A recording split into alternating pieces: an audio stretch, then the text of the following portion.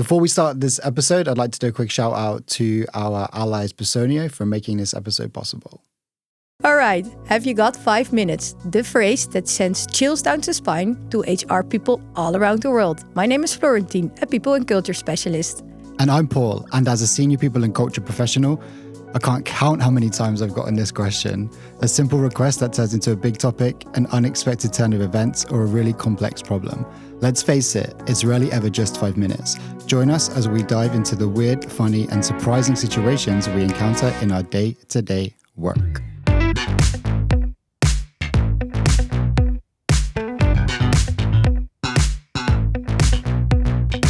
Nice. And welcome back, Paul, to another episode. What are we talking about this week? We're talking about absenteeism. Verzuim. And I'm gonna, verzuim. And for the sake of this podcast, I'm gonna call it sick leave because as you already could hear, I have a lot of struggle with the word absenteeism. It is like a part of our job in HR, right? And whenever the company is doing great in preventing illness, people will get sick as this is part of being alive. Yep. I mean, I also got sick last week. I think everybody has. It is October, November. So in this podcast episode, we will not talk about prevention because we did this already, of course, with 𝗵𝗶𝘁𝗵𝗁 in a podcast about mental well-being. But really, it is about dealing with cases effectively, with confidence, and of course, with kindness. Always. Yeah. So shall we dive right in, Paul? Let's do it. Because I looked up some numbers, and do you actually know what the average absence rate is in the Netherlands? Do you mean like total absence, so including long-term and short-term? Yes. Okay, tell me. It's 4.9%. Okay, yeah, I figured it'd be around that much. Yeah? Yeah. I actually didn't know. So, but that's a lot, right? That's like 1 in 20 people. Exactly. So that's quite a lot. And I thought, okay, this number is public information. Every company can Google this, literally. Yeah. So if you know that the average rate is 4.9%, what can you do then maybe to prevent this or to bring this into your company strategy? How to prevent it? Yeah, not prevent it, but more like, okay, you know, on average, 4.9% of your employees is going to get sick. Yeah. So you also don't want the other employees to be overworked. So how can you get this number into your, I don't know, budget, strategy, whatever? Yeah. And it's like, as I just pointed out, it's 1 in 20 people. So I think that's a lot, right? So if you imagine our team is like 20 people almost, right? So like at any one point, there's going to be one person that is sick.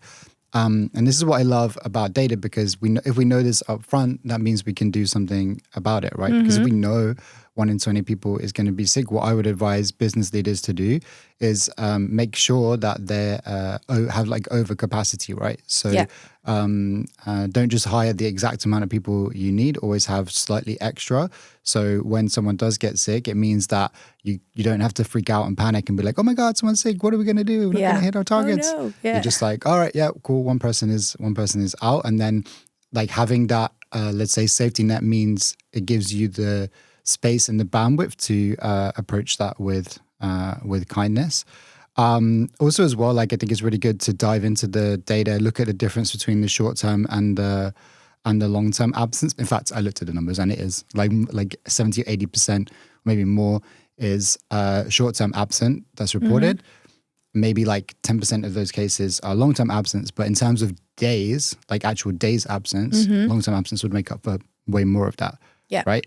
So you have to like focus on those two categories very differently. So like with the short-term absence, then that's when you're looking at, okay, what kind of days are people sick? Like Monday after ADE, for example. Yeah, right. For example, so like if you're looking at it, then you can say, okay, cool, maybe there's some things we need to add into our like well-being strategy or our approach. And we could even make it a campaign like internally. Okay, you've worked really hard in the week. We want you to enjoy yourselves at the weekend. Why don't you think about just taking Monday off rather than calling in sick? Yeah, exactly. And do you also think like with the frequent short-term sickness is also a bit about motivation and engagement, right? Because if people call in sick quite regularly for a very short period of time, there is maybe also something else going on, right? Yeah, for sure. Do you mean like one person's frequently absent? Yeah. Yeah. So actually, like, you know, obviously in the Netherlands, there's a a lot of like laws and processes in place for this, which is really good. Like, because I worked in HR in the UK, and when I moved here, I found it very different. And actually, it's really cool because every company in the Netherlands is obliged to have an arbeidsdienstprovider, which is where you're registering all the sickness, including the short-term absence. So. And maybe for people outside the Netherlands, because I think we have some people listening from outside the Netherlands, the arbeidsdienst service is like a company doctor service, or occupational health service, I guess, which advises the company on how much people can work. Yeah. By the way, I have seen some companies not recording short-term absence. They're only recording the long-term. I'd advise making sure to record all absence cases. And the reason for that is because most of these Arbo, I'm going to use Arbo as the short-term version. Most of these platforms have like really good... like notifications, right? So when people are regularly sick, then it's like, okay, this person is regularly sick, and then you can intervene. And, it's up to you how like the company deals with it. I mean... Because long-term sickness is really about like people maybe that have a burnout, or they break a leg, or there's something else going on. And short-term is more like having the flu, or maybe somebody is not that engaged, or something else is going on, right? Yeah. And... so like if you get the flu and you're off a week, that's short-term sickness. Exactly. But what can managers, for example, or an HR department then do to zoom into this, like between the differences, and how can they avoid their employees calling in frequently sick? I think on average, each person has 2 instances of sickness in a year. Now, an instance is like you're reporting. So, for example, you could be sick for 2 weeks and you're off for 10 days, let's say, right? That would just be totally normal and completely acceptable. But if you were off 10 times for 1 day, that would be weird. Even though it's the same amount of days. Do you see what I mean? Yeah, like it's the same weird. amount of days, but if you're off 10 times, then that's a bit like, hold on a sec. That's the kind of the red, or like the alarm that needs to go off. Yellow flag. Yellow flag. You almost said red flag then, right? Yeah, I almost said it. Yeah, exactly. So that's the yellow flag, and you're like, that's when we need to have what I would call an intervention. Now, depending on your company, if you've enabled managers, so you've trained managers to do that, then they can. And then that's when they would say, hey, like sit with the employee. Hey, I noticed you've been off like a few times. Is there anything you want to share? Anything you want to talk about? Anything going on right now? Yeah. I guess we can get into what's acceptable to ask and what isn't later, but maybe there is something genuine. Like I've had these conversations with people before, and you find out something really tragic in their life, and you're like, wow.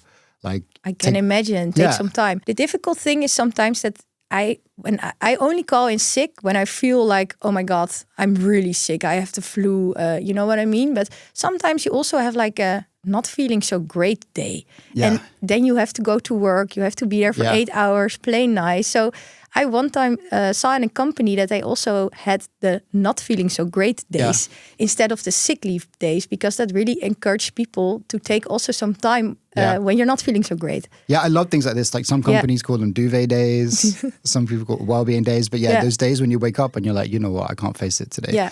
And they're really good examples of ways to combat this. So because I mean, it depends on the culture of your company, right? But like, I know any company that I would want to work for, if you're not feeling so great, I'd rather you just not be around, right? Because I really believe working when you're not feeling great is a false economy, because you're just going to use energy that I'd rather you put in.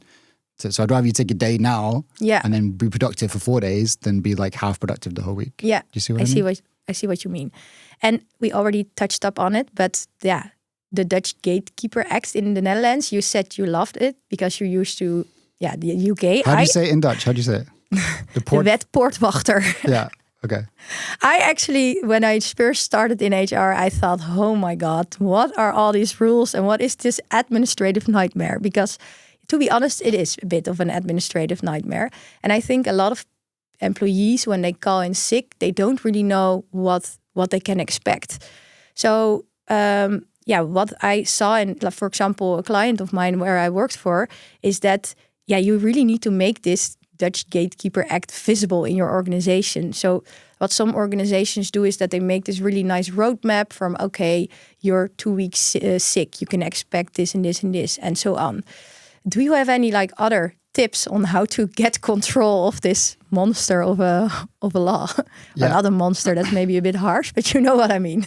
I think it's just about, like you just said there, making sure that everyone understands the process and the steps, like policy, exactly, and what to expect. So, in the case that you're just off for, let's say, 1 week, then probably nothing is really going to happen. But then in the cases where you're maybe you're off 1 week this month and again next month, then something's going to happen. Or at what point is it that we're starting to escalate, I guess is the point, right? Yeah. Because again, luckily in the Netherlands, we have the Arbo dienst providers for every company. So at some point, then the occupational health advisor will step in, and then also maybe even refer it to the company doctor. So I think what you can do as a company is be proactive, right? Because if, let's say,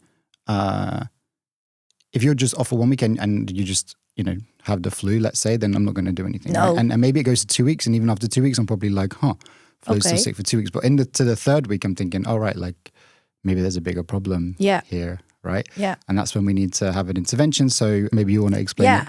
Because that is something that I really saw by handling sick leave cases for the first time. You have this golden triangle between employee, manager, and HR internally.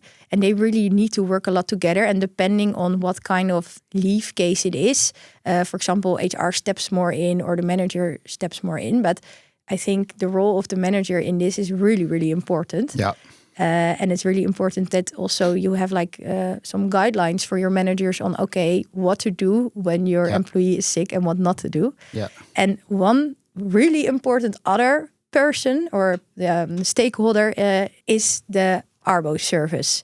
I mean, there are a lot of not really great ones, but there are also a few really good ones. And now currently I'm working with a really good Arbo service, and I really see what kind of difference it makes, because they are really like my kind of business partner. Like I am sometimes as well to the business, and really advise me really well on what to do, what next step I should take. And they really make sure that I comply with the law, that I fill in all the forms, because there are a lot of forms, correctly for the UWV, etc. So you're talking about like the plan van aanpak, the exactly plan of all action. these things. And if you have a really good Arbo service, they can really help you also with preventing, but also with fixing everything really great. But I think another thing I wanted to get into is you talked about the golden triangle, right? But actually within the golden triangle, there's multiple roles. So for example, on the people team, when you report your sickness, usually what happens is you might do it on your HR system, and the manager will get a notification, and the HR specialist or people operations specialist in the people team will get a notification, and it's their job to register it on the Arbo platform. What then happens in the employee case, when we're talking about the reintegration, when we get to that stage, usually that's the HR business partner that's managing that. So like when it's just a short-term absence, the business partner probably wouldn't even know about it. But when it starts to get escalated to an employee case and we're involving the Arbo dienst, that's when like the HR business partner gets notified, and they will work with the manager directly on the reintegration. So that's already 2 people. On the Arbo side, there's occupational health specialist. I think it directly translates as workability specialist in Dutch. Do you know the one I mean? Yeah. And then there's the company doctor. Now, the difference is like the workability specialist will advise how much someone can work, but it's the company doctor is an actual doctor. And that's the person that can say, this person's able to work this many hours. Like when we say there's Arbo, HR, and the manager. Actually, in HR, there's 2 people probably working on it. In the Arbo, there's 2 people probably working on it. You see what I mean? Yeah. And then I guess if you're sick, you're going to have your own people working on it. And I guess this it's very expensive as well. Do you know? It's like 200. It costs 250 euros a day on average to have a sick employee. It's quite a lot of money, I think. And in fact, just going back a step is when we're dealing with employees, actually, what's really quite clear in the laws, and there's many different laws, privacy laws, discrimination laws, etc. But what's really clear is we're not allowed to ask someone what's wrong. We're not allowed to ask them, and that's to protect the employees so we don't discriminate them later based on some sickness. If they want to volunteer that information, that's fine. Most people do, right? Most people when they call in sick, they're like, hey, I have the flu, or hey, I broke my shoulder, right? But or a lot of details about that they had something bad, like for dinner the night before, and you're like, okay, right? I don't want to know this. No, but that's fine, right? And like in most cases, and there is a relationship of trust between the manager and the employee, and if they have maybe if there's not, then at least with the HR business partner supporting that group. So most of the times they just like volunteer that information. When they do, it's really important to not record that information. That's one important thing. But like you can ask them, okay, well, about their functional abilities, right? So how long do you expect to be off? Yeah. When you come back, how are you able to work? Blah, blah, blah.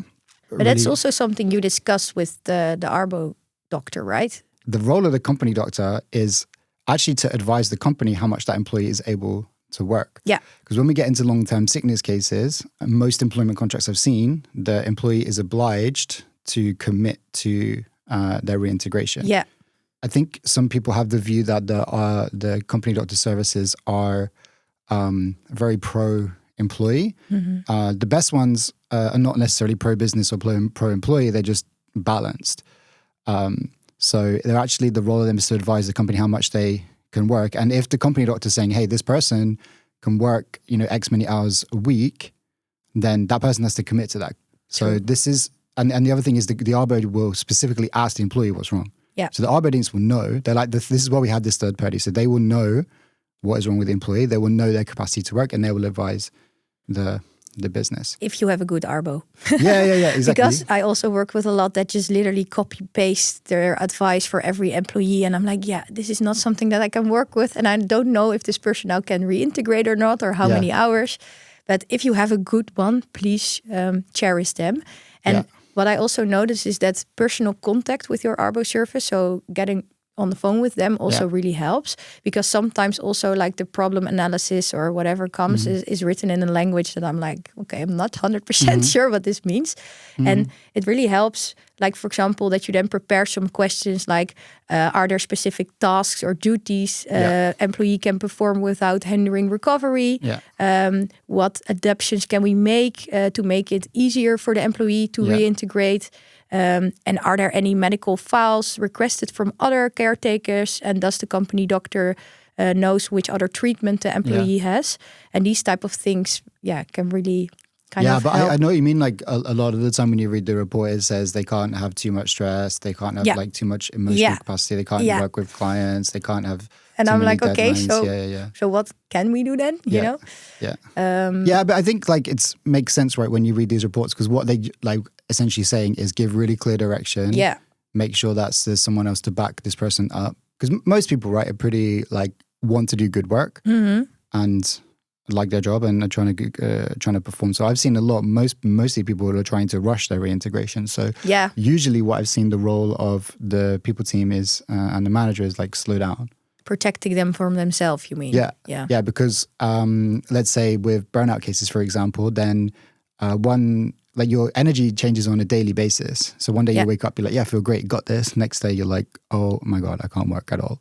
Yeah. And so you really feel guilty as well, maybe a bit. Yeah. So it's really important to take it slow. So when I've seen reintegration plans, usually they start off with like 2 days for 2 hours a week. Yeah. Small steps, but maybe we should dive into some cases to make it a bit more fun, because now we're talking about a lot of technical stuff. Yeah. But I actually prepared some cases that I see quite often at employers. So maybe I can start with case 1. So imagine this: a manager comes into your office with the following case. An employee is on long-term sick leave, but they found out they're doing yoga retreat abroad. Yeah. What do you think? Like, what would you do at first? Yeah. So I think with this one, like, and the way you just positioned it there seems to be like quite alarmist. Like, oh my God, I can't believe. I just tried to make it a bit more juicy. But yeah. I like, oh my God, like, and it happens, but right? That is what the manager is like, oh my God, they're doing yoga abroad. But for me, that would be already a red flag. The fact that the manager doesn't know that this person booked a holiday. I mean, sick or not, you do need to get approval for your holidays, right? Exactly, yeah. So that is 100%. Yeah. That's why. But also, like, so firstly, if they're coming in all alarmist, I'd first be like, okay, well, calm down.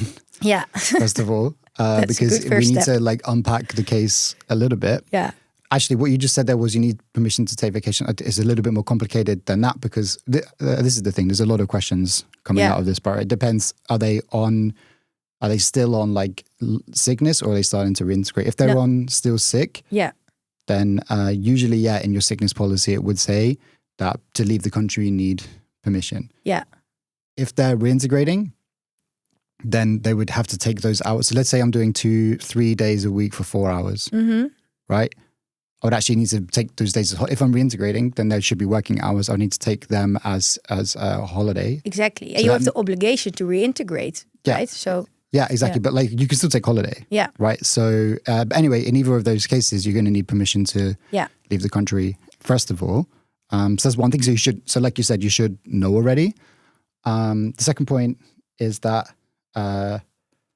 and my initial thought when you said this was like, well, that sounds great. Like, good for them. It's probably going to be You're not biased as a yoga teacher at all, right, Paul? Like, I'm just like, well, that's probably going to really help their recovery, right? So this is great. No, indeed. And I think it's good in this case, like, first of all, okay, did they get this approval or not? Yes or no? Secondly, check the reintegration plan. And maybe also like check with the labor doctor. The labor doctor, because actually, well, the question really is like, is this going to help or hinder their recovery? Indeed. And also, indeed, what I heard you say at the beginning, that you should have some kind of policy. So maybe also for new companies, like make sure that you write all of this very clear down in a policy. Yeah. So you don't have any unclarities about this when something like this happens. Yeah. As you mentioned, you're contractually obliged to like commit to your reintegration plan. There might be, you might still be in the time where you're off completely.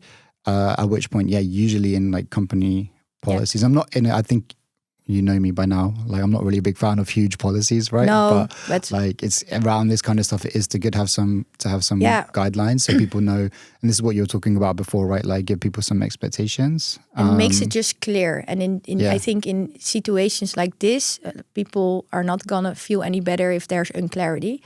And if it's just clearly written down somewhere, they know what to expect. And you also know what you can and what you can't do. Yeah. And I indeed also would maybe consult the labor doctor, what you already mentioned, and say, hey, this person is on yoga retreat. Do you know anything about this? Because we don't. And I think the thing is as well, you mentioned at the start of the podcast, like approaching it with kindness. And then this is where that comes in, because sometimes, again, like maybe using the burnout case or whatever reason you're on long-term sick, like sometimes you might want to, it's important to push yourself a little bit to see where your boundaries are. So, that also can be good. Yeah. Maybe they're saying, you know what, like I have been at home for a long time. I'm ready to get back out in the world. So, I can see it was a real positive that they're starting to recover. That's kind of more how I see it. Not necessarily that they're doing anything wrong. And also don't make any assumptions because you don't know the whole story yet. Indeed. Exactly, yeah.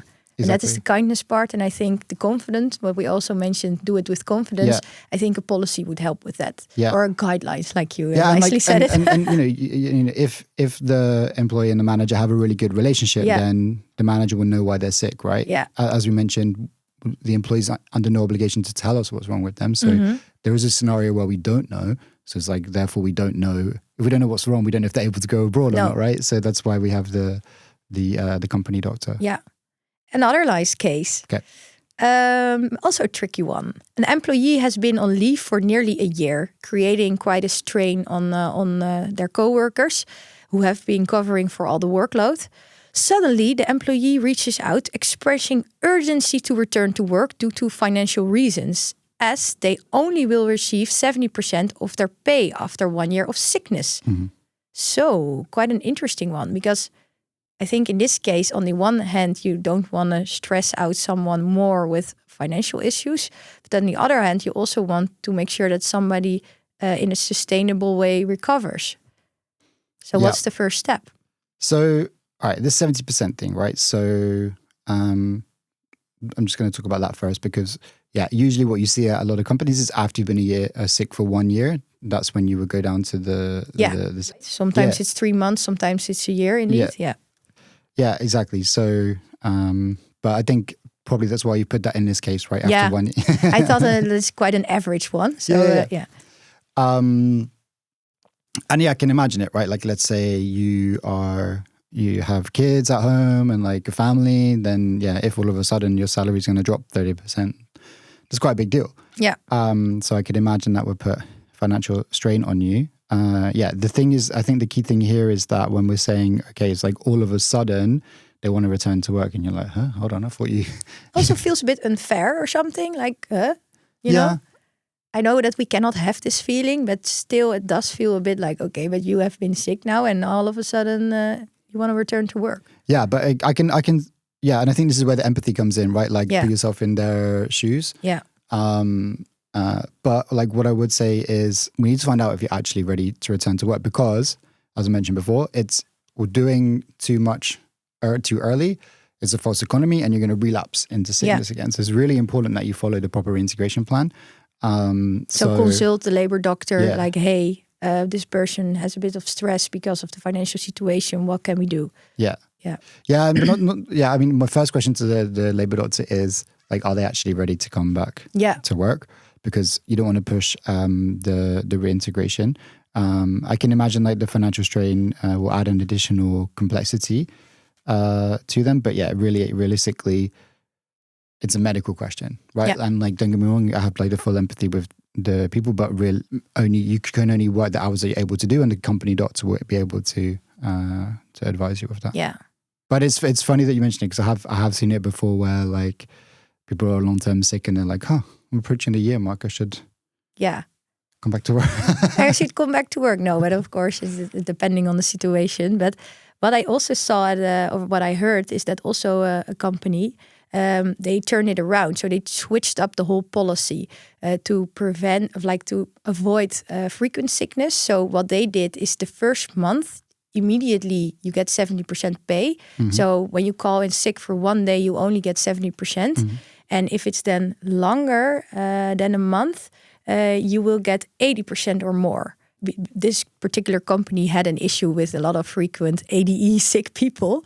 So I really thought that was quite a creative way of thinking about a different policy on how to avoid these type of sick leave things. Yeah, and exactly. And like we were talking about earlier with the percentages and stuff, like really it's better to try and approach this on an organizational level. Yeah. Because, and this is what's really fun about data, is like the bigger the company, the more people we have, the more we can start to predict behaviors, and we'll understand things that will happen.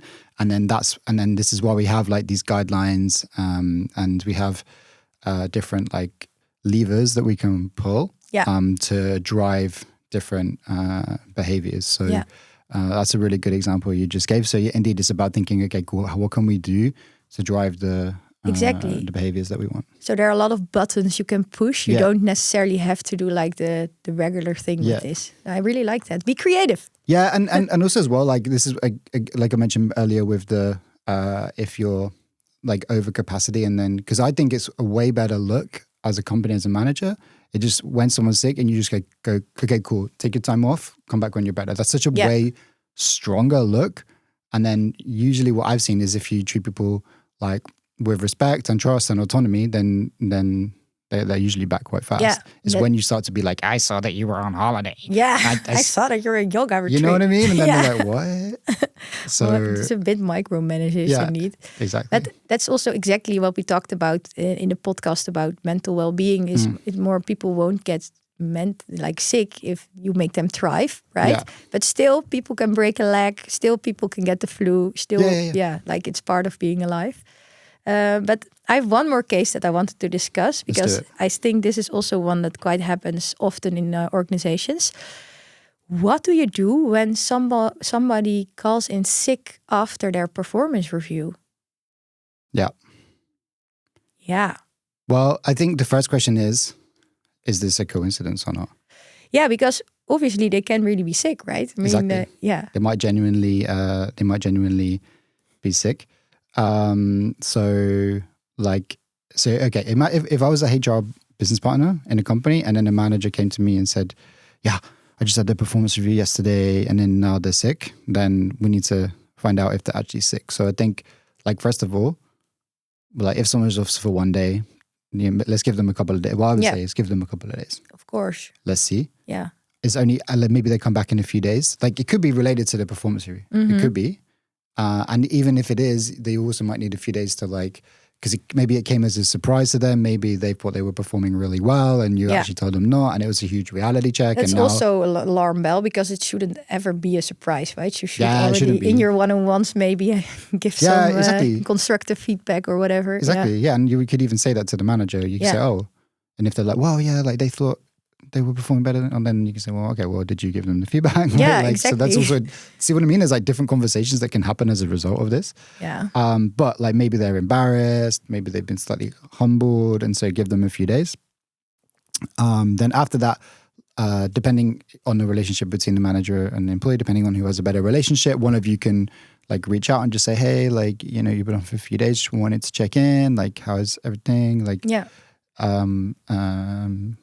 as I mentioned, you're under no obligation to tell us what is wrong, but like, we're just curious, you know, so we can plan the team when you're going to be back. And then they will say that. And then you can say, hey, is there anything else you want to share with me right now? Maybe they do, maybe they not. Asking for consent. Yeah. So really what you're trying to figure out is this genuine sickness or not?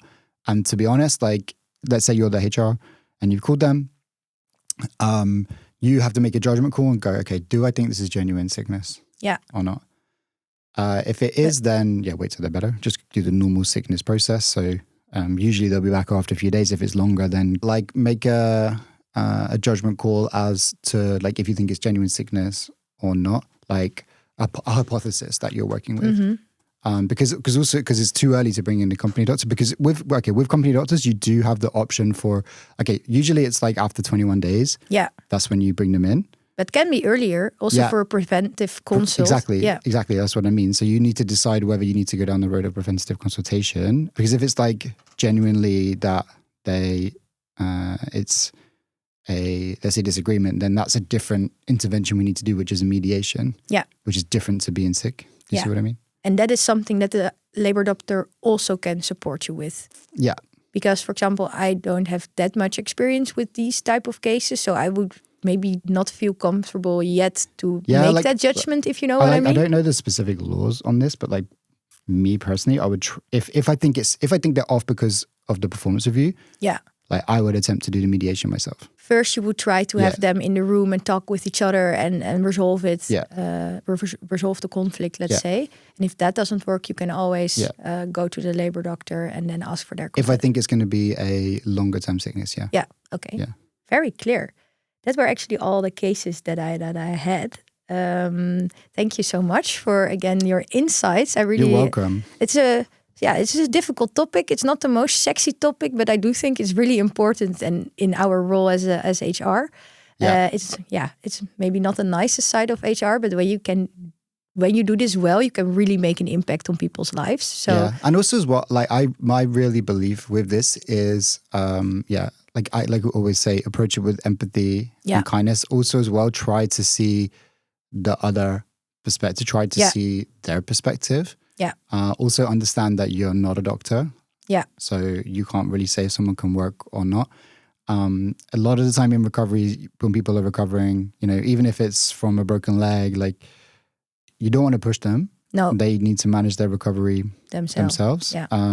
Again, and then we always have the company doctor to fall back on in the Netherlands. So. Then you can do it with kindness. And to bring a bit of confidence, I think it's important to really make your sick leave process visible in the organization and maybe write guidelines for managers and employee what they can do or what they can expect when somebody is calling in sick. Yeah, exactly. Like, okay, like after this many days, then we're going to get a company doctor. If we have the option for preventative consultation, what is that? What can you expect that? Yeah. Et cetera, et cetera. Thank you for listening again and see you next time.